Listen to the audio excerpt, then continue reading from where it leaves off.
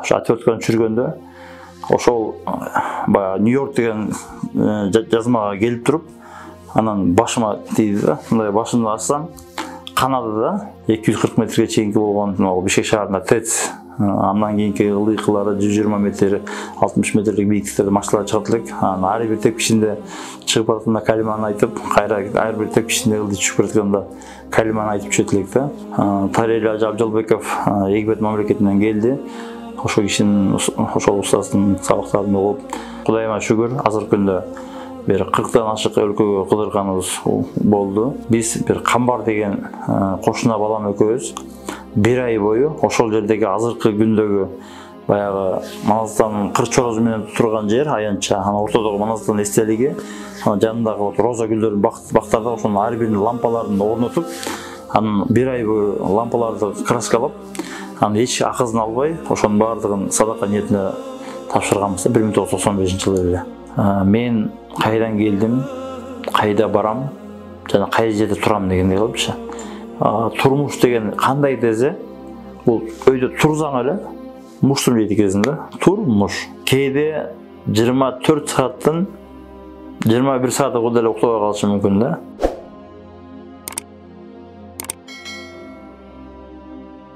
Assalamu алейкум. Бүгүнкү биздин эфирибизге кош келдиңиз. Бул жашоодо эң жакшы белек дейт, бул ошо адамдарга адам убактысын бөлүп берүү дейт. Эң эле алгач өзүңүздүн ошол азан чакырылган ысымыңыз, ким тарабынан коюлган, кимдин сунушу менен коюлган деги эле тарыхы, санжырасы тууралуу айтсаңыз, анан азыркы бир ишмердүүлүгүңүз тууралуу. Алейкум ассалам рахматуллахи ва баракатуху. Аллах таала разы болсун. Ушундай чакырып, кичине озодагы видео материал чогулталы деп. Мен өзүм аты жөнүм Айдаров Улан Жакыпбекович, Бишкек шаарында төрөлгөнмүн. Ал кезде атам менен апам студент кезде болгон. Экөө тең Кыргыз мамлекеттик медициналык институтта окуп жүргөн кезде болгон. Менин атым өзү Улан болгондуктан, менин ошол атамдын агазы бар, Кубанычбек деген. Кубанычбек чоң атамдын жубайы Бурул чоң апа койгон.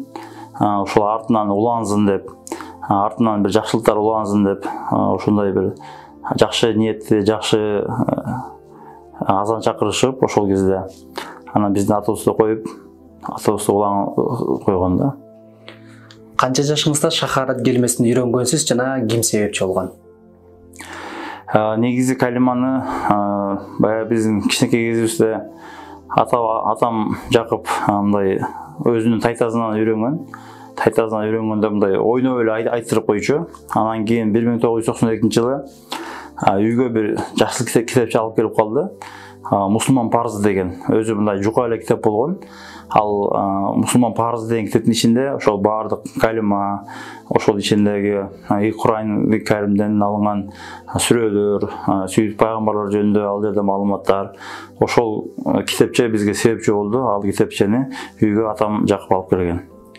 Эң биринчи намаз окуганыңыз эсиңиздеби жана азыркы окуп жаткан намазыңыз менен айырмасы?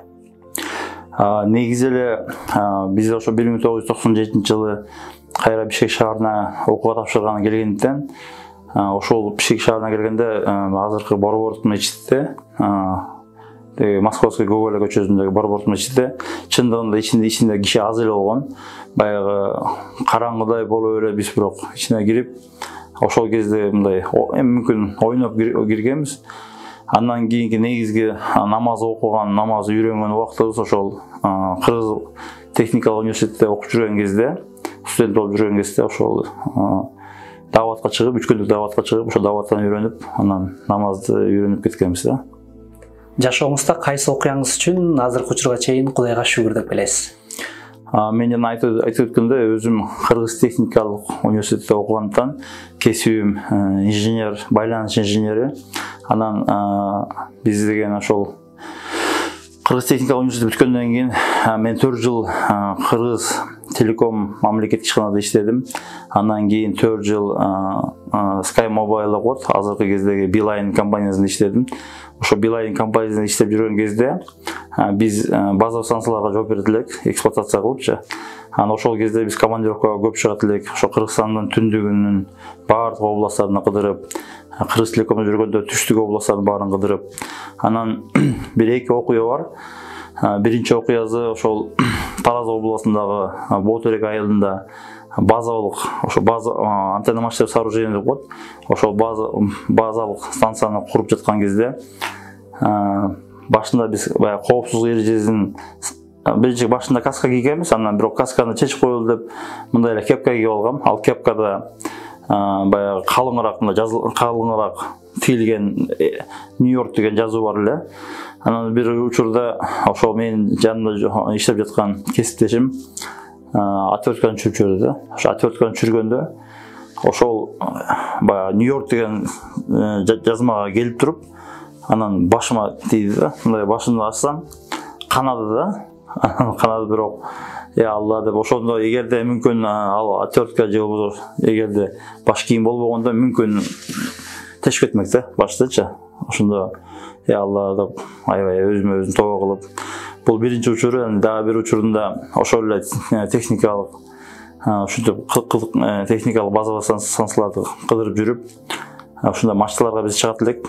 Мачталардын бийиктиктери 240 метрге чейинки болгон Бишкек шаарында ТЭЦ, андан кийинки ылдыйкылары 120 метр, 60 метрлик бийиктиктерде мачталар чыгат элек. Ар бир тепкичинде чыгып баратканда калиманы айтып, кайра ар бир тепкичинде ылдый түшүп баратканда калиманы айтып түшөт элек да.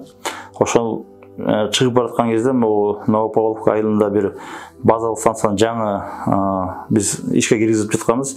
Ошо ишке киргизип жаткан кезде ошо монтажник болуп иштеген балдар мен алдыма чыгып кетип үстүмөн. Анан мен акырын чыгып бараткан кезде ошол чоң бир 32 күрүч деп коет. Ошол аткыч түшүрүп жүргөн да. Ошо аткыч түшүргөндө мындай капталыман өтүп, аябай бир коркунуч сезим болгон.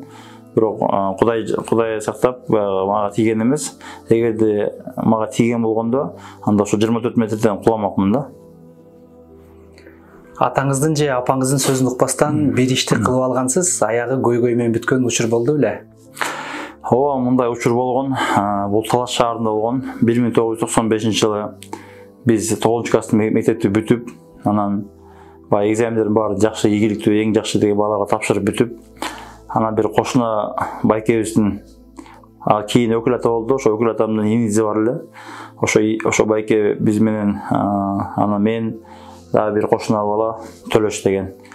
Ошо үчөөбүз бир СТО деп коет, баягы машина оңдогон жактарга барып, анан тиги байке чоң баягы биздин байкебиз СТОнун ичине кирип кеткенде биз Төлөш экөөбүз машина айдап чыкканбыз.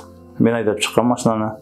Анан кийинки ошо Талас шаарында жанында бир Көкөй деген айыл бар. Ошо Көкөй деген айылга чейин барып, анан жакшылай эле кайрылып келгенбиз. Келип, анан баягы бир аз жол эрежесинен бузгандыгы ошол келип СТОнун дарбазасын түшкөм да. Ошол аябай эзимде калып, мындай андан кийин ошол эми баягы ата-эненин сөзүн угуп, ошол нерсе аябай өзүмө таасирленип, андан кийин бир жаман ыплас иштерди кылбаганга аракет кылгам да. Азыркы учурда кайсы устаздардын баянына көп катышасыз жана кимдин сабактарын YouTube'дан көрүп турасыз? Балким жумушуңуздан бошой албай көбүн ошо YouTube'дан көрөсүз. Эми бул негизи эле эгерде жалпы эле Кыргызстандын устаздарын алган кезде бул өзү бир мал менен алгандай учурлар болот да. Мисалы үчүн ошол 2000-жылдардын башында Египет мамлекетинен Абдушкур Ажы Нарматов устаз келип биринчилерден болуп, ошол кыргыз телевизиясына чыгып, же болбосо мындай компакт диск деп койчу, компакт дисктер жастырган учурлар болгон. Ошол кишинин сабактарын негизи ошо биздеги Кайси Тойба деп коет, ошо мечитке барып, же болбосо кийин 12 райондогу Айша мечитине барып, ошол жерден угуп жүрдүк. Андан кийин 2005-жылдары ошол Борбордук мечитке Максажы дамыланы көрүп калдык. Ал кишинин да бир баяндарын угуп жүрдүк.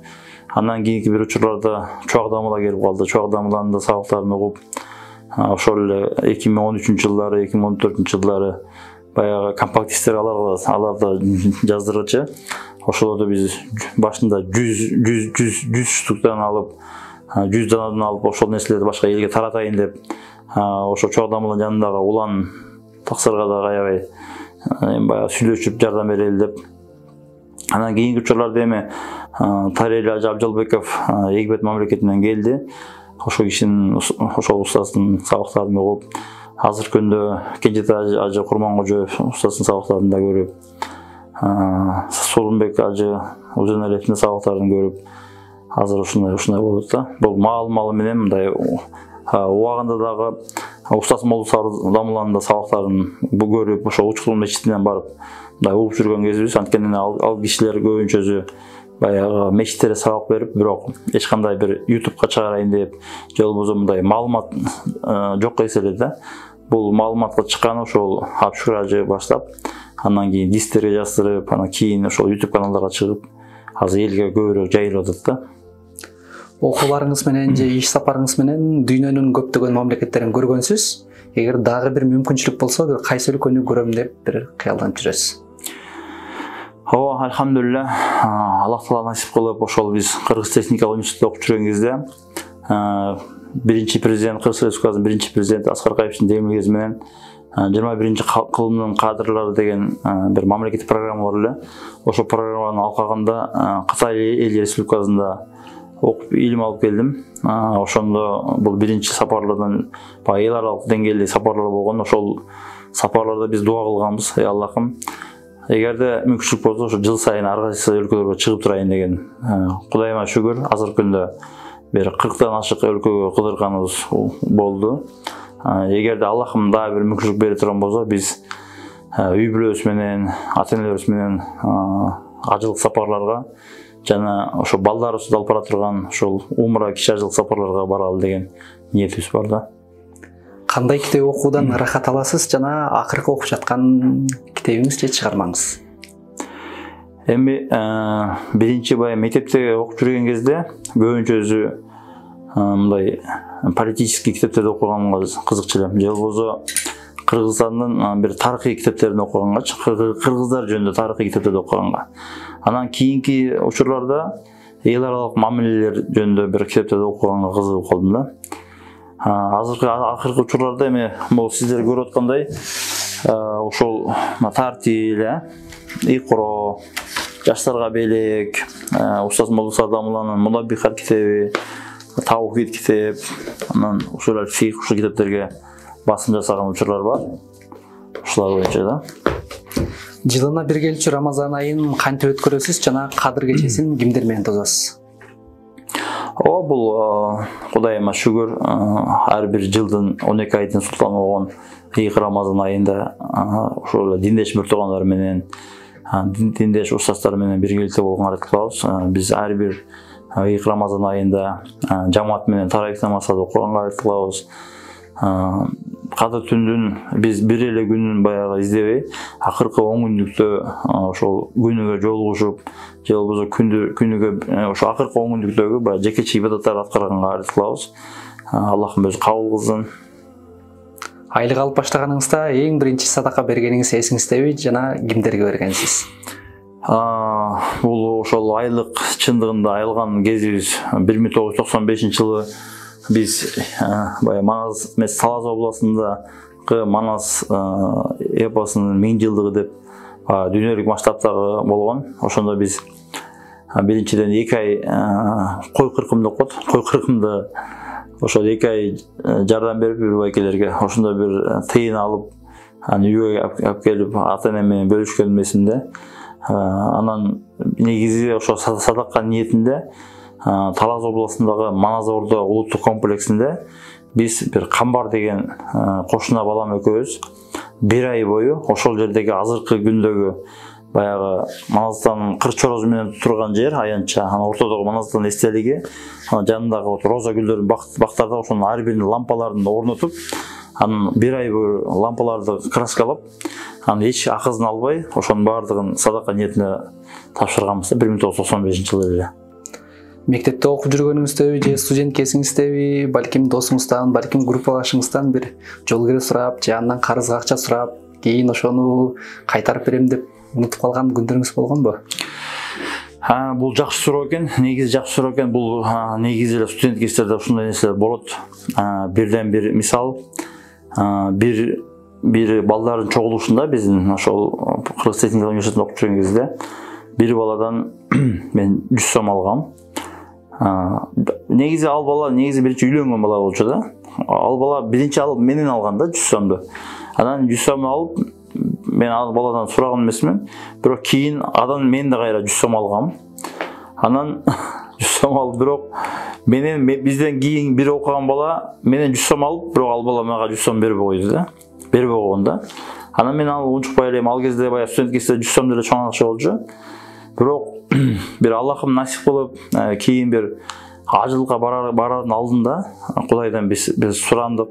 Аллахым, эгерде башка бирөөлөрдүн бизге болгон карызы болсо, же менин бир карызым болсо, Аллахым өзүң эстетти. Аябай Алладан дуа кылганбыз. Ошондо Кудай Таалам ошондой нерселерди эстетtirdi. Аллахым насип кылып ошол ажылыкка кетер жылдын алдыларында ошо инсандарга жолугуп, ошо инсандар менен эсептешип, мындай чындыгында сөз менен сөз эсептешип алган күнөрүм болгондо аябай сүйүнүп, аябай мындай кубанып кеткем да ошол учурдачы. Учурда досторуңуздун саны канча жана дос тандоодо кандай критерийлерге көңүл бурасыз? Эми негизи деген достор Кудайыма шүгүр көп эле. Бул биринчиден ошол биздин бала кездеги мектеп курактагы достор бар. Андан кийинки студент кездеги достор бар. Андан кийинки ошол жумуш менен болобу же диндеш бир туугандар достор бар. Мындай эми бизге эң негизгиси ошол чынчылдык, өзүнүн туура жүрүүсү, эки жүздүүлүк эместиги. Эгерде ошол айтылган сөзүнө туруп, мындайча айтканда ошол эрктүүлүгү, анан бирөөнүн көзү ошол именно тыйыны үчүн же болбосо башка бир нерсеси үчүн эмес, ошол адамгерчиликтүү сапаттары бааланып, ошол негизинен баягы диндеш бир туугандар азыркыча көбүнчөсү. Кудайыма шүгүр, ошол достордун баардыгы эле намаз окушуп азыр дин жолунда, же болбосо эгерде намаз окуй электер досторум бар, бирок аларга да биз дуа кылабыз. Алар менен деле урушуп талашкан жокпуз, аларга деле кичине эскертип айтып коебуз. Алар да күлүп коет, биз да күлүп коебуз, бирок Аллахым бир күнү аларга хидаят берсин деген жакшы ниеттебиз да. Кайрымдуулук иш-чаралары канча жашыңызда башталган жана азыр кандай кайрымдуулуктарды пландап жүрөсүз? Эгер болуп келаткан болсо. Кудайыма шүгүр, эми Аллахым кабыл кылсын ошол баардык кайрымдуу кылган иштерибизди. Эми негизи баягы биз ошол айтпадымбы, студент кезде мындан бир 20 жыл мурун Кытай мамлекетинде окуп жүргөн кезде, андан кийин ошол дуа кылып, ар бир жылы ар кайсы өлкөгө барсам деген ниет бар болчу. Ошол өлкөгө барган кезде ар бир өлкөдөн биз стипендия алат элек, же болбосо бир кошумча тыйындар болот эле. Ошол кездеги биз баягы укканбыз, 40тан 1 бөлүгүн бериш керек экенин. Доллар менен алсак, доллар менен ошол 40тан 1 бөлүгүн ошол жерден берип, же болбосо юань менен алсаң, юань менен берип, же болбосо Индиядан рупий менен алсак, рупий менен берип, же болбосо Россиядан баягы рубль менен алсак, рубль менен берип, Европадан евро менен алсак, евро менен берген учурларыбыз болгон. Кудайым өзү кабыл кылсын ошол нерселерди. Умрага же ажылыкка кимдер менен барууну каалайсыз жана ошол жактагы баргандагы абалыңыз тууралуу айтсаңыз? Биринчи көргөндө умра же балким ажылык болгон. Кудайыма шүгүр, менин өзүм баягы Бишкек шаарында жашап, өзүмдүн ошол Мамакеев ооруканасы бар. Ошо 2-больницада окут. Ошо оорукананын жанындагы мечит бар, Аллах Айша мечити. Ошол Айша мечитинде жамаат менен ошол жердеги Асан ата, Абутолла ата, Нурдин ажекелер менен бир мечиттен биз 2014-жылы бир мечиттен бир жамаат болуп Бишкек шаарынын атынан кеткенбиз. Ошол кезде аябай мындай толкундануу, ошол ажылыкка катталуу башталды дегенде баардык республикаларда жаңы ачылып баштаганда эле биринчиси Абутолла ата катталган, андан кийин экинчи болуп биз катталганбыз. документтерим барын толтуруп, бирок ажылыкка барарда кезде мен 4 ай дайындангам да. 4 ай дайынданып атайын ар бир дуаны жаттап, ар бир нерсе кай жерден кириш керек, баягы бир нерселер туура эмес кылып албайын деп атайын дайынданганбыз. Кудайыма шүгүр ошо жамаат менен барып, биринчи рейс менен кетип, эң акыркы рейс менен келгенбиз. Анткени биздин кайра келе турган орундуктарды башка бир туугандар сурагандыктан биз аларга орундубузду берип, анан Ыйык Мекке шаарындагы бардык мейманкалардын эшиктерин жаап, аягында кыргыздарды 20га жакын кыргыз болгон, 10 кыргызды Мадина шаарында, 10 шаары ошо Мекке шаар, 10 кыргыз Мекке шаарында болуп, ошолорго амир сап болуп биз кайра келгенбиз.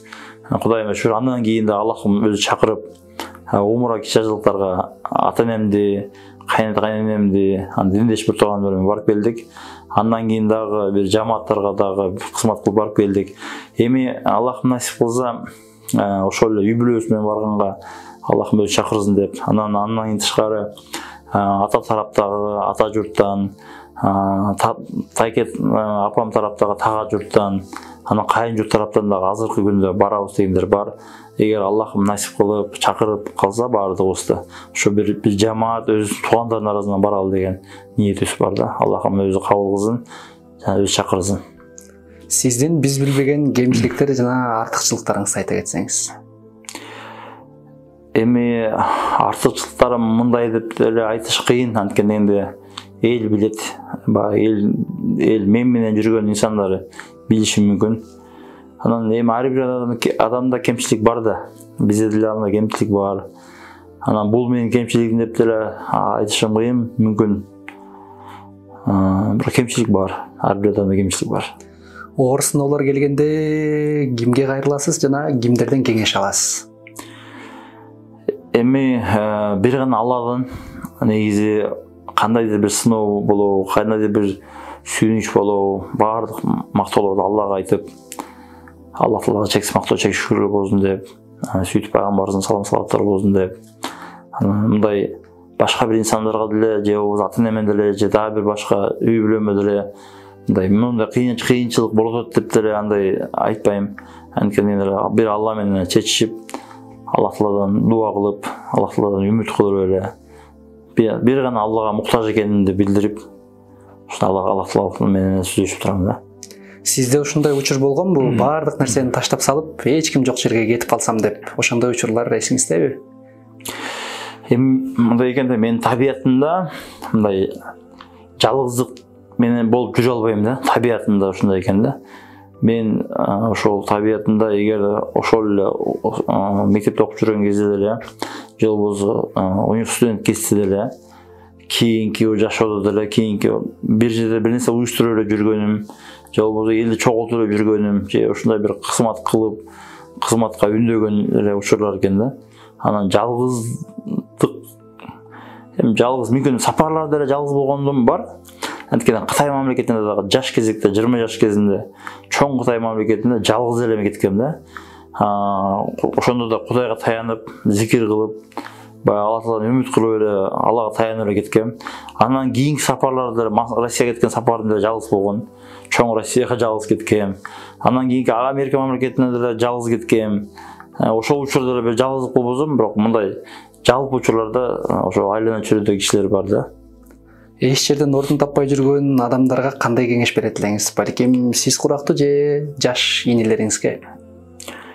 Негизи деген бул ар бир адам бул жашоого эмнеге келгенин, бул жашоодон өтүп кандай бир жоопкерчилик болоорун сезиш керек да. Ар бир адам өзүнө отчет бериш керек. Мен кайдан келдим, кайда барам, жана кай жерде турам дегендей кылыпчы. Эгерде чындыгында адашуу болуп аткан болсо, эгер чындыгында бир иштер болуп аткан болсо, Алла Таалага кайрылып, же болбосо ошол эле баягы ушул жашоодо өз турмушунда ийгиликте жараткан жаратмандарга менен, же алардын видеолорун көрүп, же алар менен маектешип, кандайдыр бир деңгээлде изденүү керек да. Ар бир адам изденүү керек. өзүнүн мындай басмырлоо болуш керек. Эгерде бизде көпчүлүк учурларда баягы бир кырсык болуп кетсе эле өзүнүн жоготуп, өзүнүн чөктүрүп жиберет. Бирок андай болбош керек, кайра ойгонуш керек. Бул деген жашоо улана берет, бул жашоо үчүн күрөш экен. Турмуш деген кандай десе, бул өйдө турсаң эле муштум дейт экенсиң да. Турмуш. Ошол себептен ошол эгерде өздөрүнүн табылып аткан бир туугандарга, мекендештерге ошол кайрылат элем, туруңуздар, аракет кылыңыздар. Жалгоолук эч нерсеге жарабайт. Ар бир нерсе аракеттен, Аллах Таала аракет кылла дейт, берекетин берем дейт. Ошол себептен берекети болуш үчүн аракет кылыш керек, мээнет кылыш керек. Мээнет кылган жерде эч жерде калбайт да. Толук түрдө бактылуу болууңузга азыр эмне жетишпей атат же 100% толук түрдө бактылуумун дейсизби? Алхамдулилля, Кудайыма шүгүр, жакшы, бардыгы бар. Өзүмдөн бир мындай өзүмө бир алып жүргөн сөздөр бар. Эгерде улан өйдө көкөлөп кетсең, баягы кайдан келгениңди бил. Барчылыкка, жокчулукка бардыгына көңүл буруп, өзүңдү мындай көбүнчөсү мындай ылый алып жүргөнгө, же болбосо жапакеш болуп алып жүргөнгө аракет кылып, кандайдыр бир деңгээлде бул баардык нерсе убактылуу болушу мүмкүн. Бүгүн бар болушу мүмкүн, эртең жок болушу мүмкүн. Эгерде бар болгон кезде шүгүр кылып, жок болгон кезде сабыр кылып, өзүмдү ошого бир тарбиялайм да.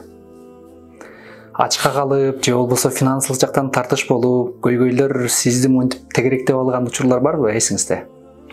Ооба, эми албетте бул жашоо экен да, жашоо. Бул баардык учурларда эгерде байлык башакына бир келип калган болбосо, бул албетте андай учурлар болгон.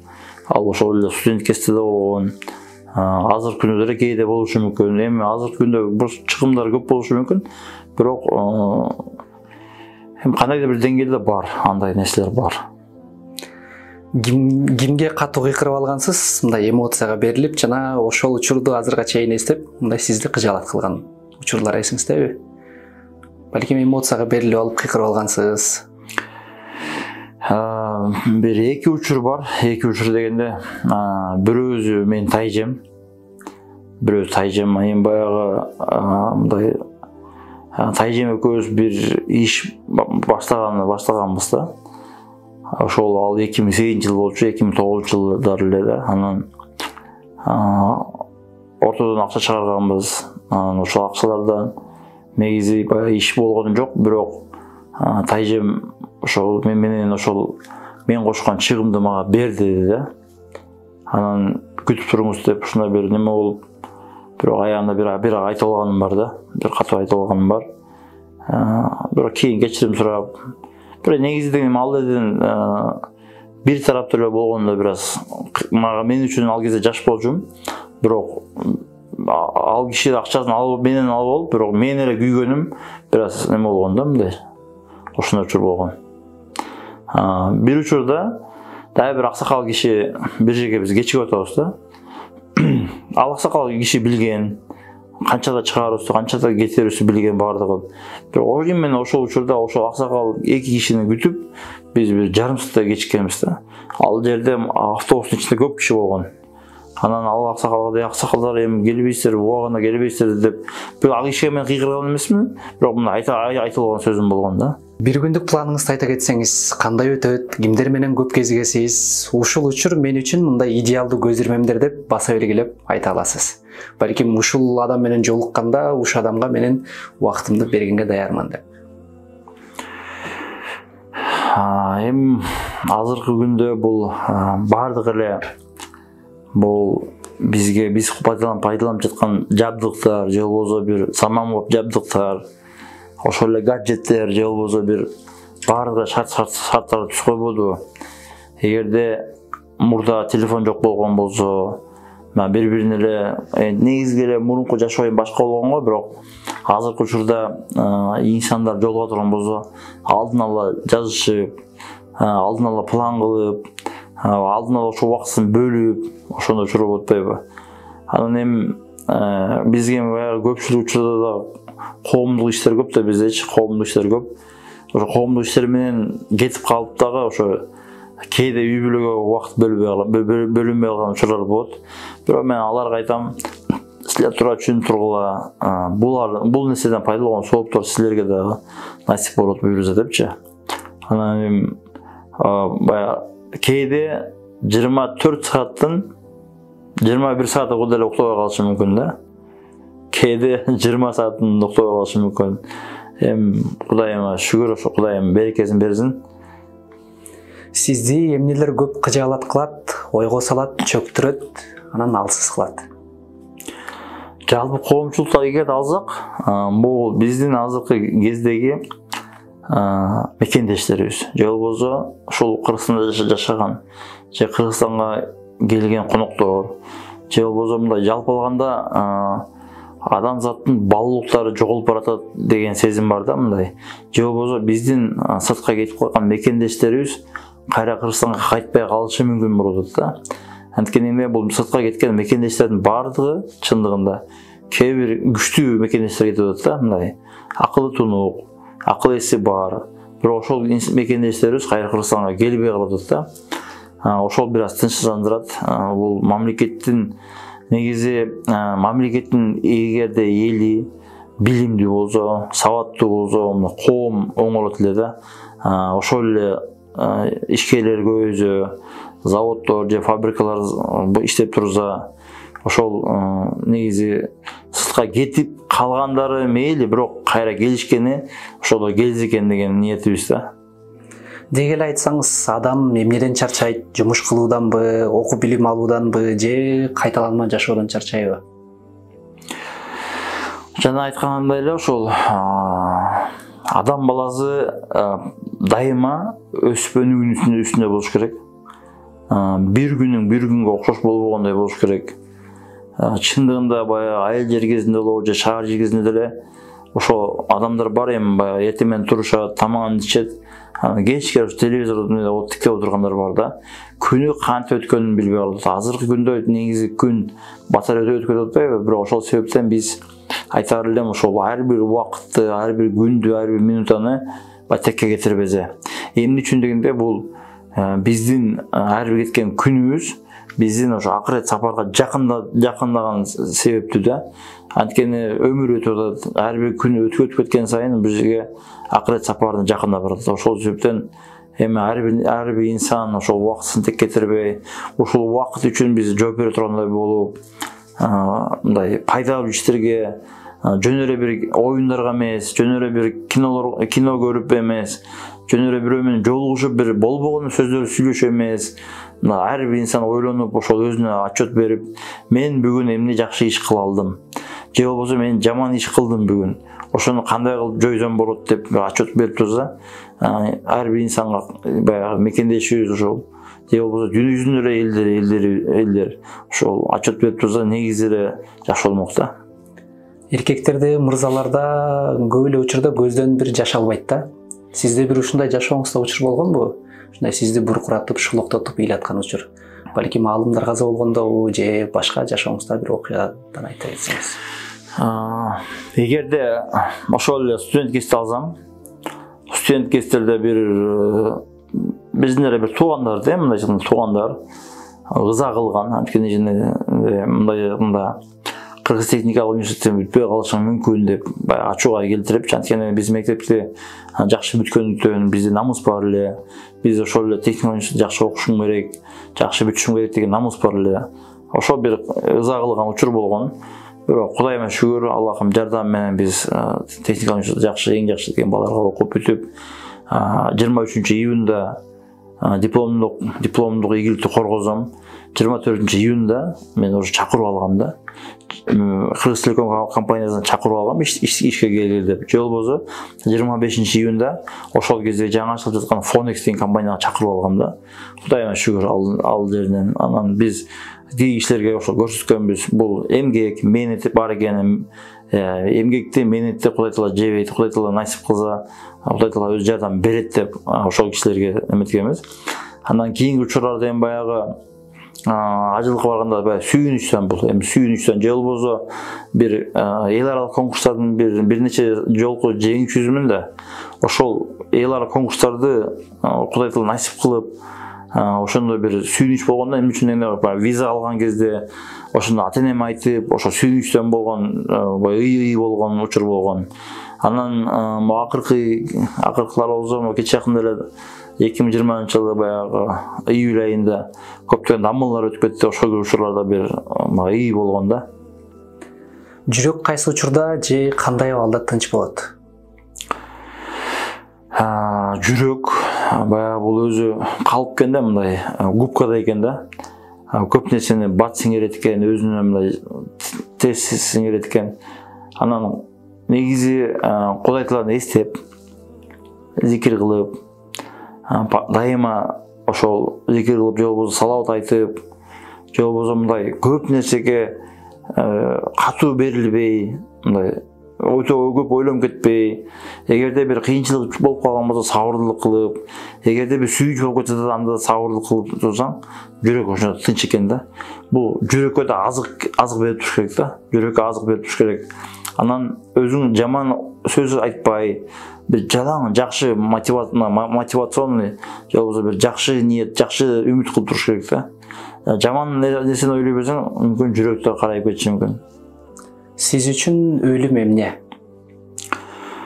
Негизи бул биз үчүн өлүм ар бир учурда биз ошол аракет кылабыз өлүмдү эстеп турганга.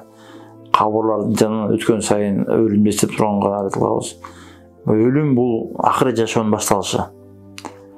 Албетте билбейбиз, баягы ар бир инсандын төрлөгөн учуру бар, бирок кайсы күнү акырет сапарга кетери белгисиз да. Ошол себептен ошол жана айтып өткөндөй, ар бир убакытты текейтербей, ар бир күнгө өзүң отчет бере тургандай болуп, эгерде Аллах Тааланын алдына барганда ошол эмне менен келдиң, кандай жашоо өткөрдүң дегендей кылып, ошол негизи бул жалган жашоодогу өлүм алдында өлүмгө барарда отчет берүү да. Ошол биз жалган жашоону татыктуу өткөрүп, сүйтүп пайгамбарыбыздын татыктуу үммөтү болуп, Аллах субхана тааланын татыктуу кулу болуп, жөн эле өтпөгөндөй болуп бара турган бул акырет сапардын башталышы. Жалаң эле жумуш деп жүрүп, үй бүлөңүздөн, туугандарыңыздан, жанагындай жамандык, жакшылыктардан алыстаткан учурлар болуп турабы? Негизи биз ошол эле баягы өзүм кесибим айтпадымбы, байланыш инженери депчи. Ошол эле сыяктуу биз ата тараптан дагы, апа тараптан дагы, кайын тараптан дагы мындай связной деп коет. Связующий звено сыяктуу болуп турабыз. Эми аракет кылабыз, ар бир учурда жаман жакшылыктардын баардыгына катышканга аракет кылабыз. Эми эгерде бир сапарда эле болуп калган кезде барбай калбасам, бирок Кыргызстанда болгон кезде баардыгына барганга аракет кылам. Буга чейин ким элеңиз, азыр кимсиз? Азыр эми бул салыштыруу кыйын. Биз ошол эле Аллах субхана тааланын кулубуз, сүйтүп пайгамбарыбыздын үммөтүбүз. Ошого шүгүр кылабыз. Сизди бир жыл ичинде эмнелерди күтсөк болот жана кандай пландардын үстүндө иштеп жатасыз азыр? Эми Кудайдын буйруза ошол эле бир окуу жылынын башталышында буга чейинки дагы аткарылып келген иштер бар. Ошо аткарылып келген иштерди улантуу. Эгерде бул дин тармагын алсак, анда ошол эле сабактарды тартуу. Эгерде өзүмдүн жекече турмушумду алган болсок, үй бүлөлүк чечилбеген бир маселелер бар. Же болбосо туугандар арасында да бир ала турган болсок, бир туугандар менен баягы план кылган иштер бар. Ошолордун аткарылышына аракет кылып, дайым бир аракет кылабыз. Алла ыраазы болсун. Сизге Алла ыраазы болсун. Ушундай убактыңызды бөлүп берип, өзүңүздүн ишиңиздеги баардык нерсени ачык айтып бергениңизге Кудай буйрса, ден соолукта болуңуз. Ошол айтылган пландарыңыздын баардыгы ишке ашсын. Сизге эркин микрофон. Бисмиллахир-рахманир-рахим. Алхамдулиллахи роббил аламин. Вассалату вассаламу аля саййидина Мухаммад ва аля алихи асхаби аджмаин. Аллах субхана ва таала баардык мекендештерге алыска жакында жүргөн мекендештерге өз салымдарын Кыргызстанга кошуп, Кыргызстан мамлекети ошол дүйнө жүзүндөгү өнүккөн мамлекеттердин катарын толуктап, Кыргызстан мамлекети карызынан кутулуп, Кыргызстан мамлекетинде жашаган биздин баардык мекендештерибиз, баардык жерлештерибиз карыздарынан кутулуп, дин исламга кызмат кыла турган, кошуна мамлекеттер менен биргеликте алака кыла турган, кошуна мамлекеттер менен ынтымакта боло турган, кошуна мамлекеттер менен эч кандай жаңжал болбошуна тилектешмин. Кыргызстан мамлекети өзүнүн эгемендүүлүгүн сактап, ичиндеги ошол биздин падышалар адилеттүү падыша болушуп, акыйкаттуу болуп, адилеттүү болуп, ошо мамлекеттин бөлүнүп кетпешине жол бербешине, түндүк түштүктө бөлүнбөшүнө, биздин ошол 7 дубан баардыгы биргеликте бир жагадан кол, бир жеңден чыгарып, ошол биргеликте бир бурчундай бүтүн болуп, Маназатанын 7 васыятын сактап, ошол эч кандай бир бөлүнүп жарылуу эмес, ушундай эгерде аз сандагы башка бир улуттар менен биргеликте болуп, биздин Кыргызстан өзү меймандос эл болот. Кыргызстан мамлекети жашагандарды бир туугандарыбыз дагы өздөрүнүн оюн пикирин өзгөртүп, мамлекеттин бүтүнлүгүн сактап, мамлекет өсүп өнүгүшүнө тилектешмин. Мамлекеттин ичинде жаратман мекендештер көбөйүп, ошол ар бир инсан биздин Исхак Казаков атабыз айткандай, коом таза болсо, сен таза болсоң, мен таза болсом дегендей кылып, ошо ар бир инсан өзү таза иштеп, таза болуп, өзү мамлекетке бир кандай бир деңгээлде салым кошкон болсо, анда биз мамлекет өсүп өнүгөт. Биз эч ким менен тең тарашпай эле коелу. Мамлекеттер менен, мамлекет аралыктар менен, кошуна мамлекеттер менен биргеликте болуп, ошол эле соода саттык тармагында болобу, ортодо бир алдамчылык болбой, ортодо мухаббат болуп, жакшылык болот деген үмүт бар. Эми ошо Кудайым буйрса ошого аракет кылыш керек. Ар бир биздин келечек муундарга дагы жакшы тарбия берип, биздин балдар кыздарыбыз балдуулуктарды жоготпой турган болуп, биздин урпактардын баардыгы ошо балдуулуктарды жоготпой турган болуш керек да. Анткени балдуулукту жүрөгүмө сезип, денемде сезип турган болуш керек. Рахмат. Алла разы болсун сизден. Алла разы болсун.